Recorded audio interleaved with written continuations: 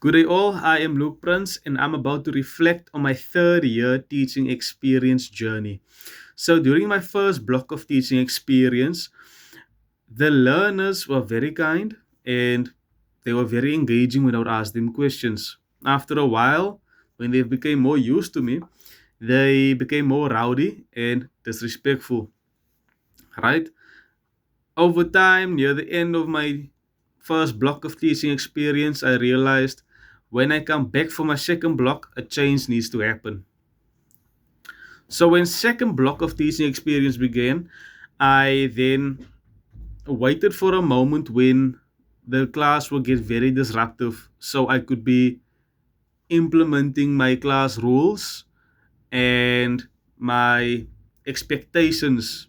And this will not be done out of the blue. I will be waiting for a moment when the class misbehaves, right? One of the strategies I created myself that I believe I would take a page, the learners would see the page, and they should know after explaining it to them. When I drop this page, I must be able to hear it. If I cannot hear it, the class is too loud and rowdy. Therefore, the class must get punished.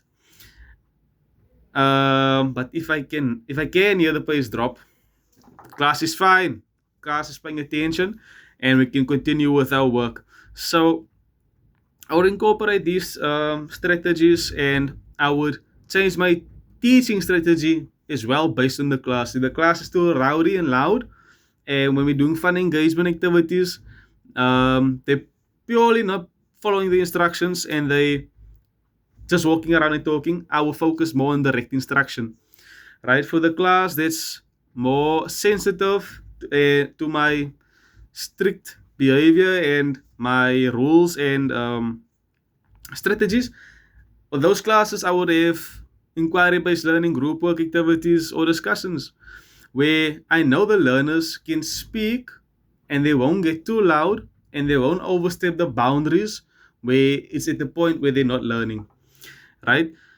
The only challenge I faced now in my second block was that the learners in some classes, not all, will be too fearful to answer questions and engage fully because of me being strict. So, looking forward onto my fourth year teaching experience, I would love to be more lenient, right? More lenient. But from the get go, I would like to set my rules and set the foundation for what type of teacher I am, being strict, etc. And from there, I could also be a fun teacher by rewarding good classes. So that was my third year journey, and I'm looking to my fourth year's teaching experience journey. I'm looking forward to it. Thank you very much.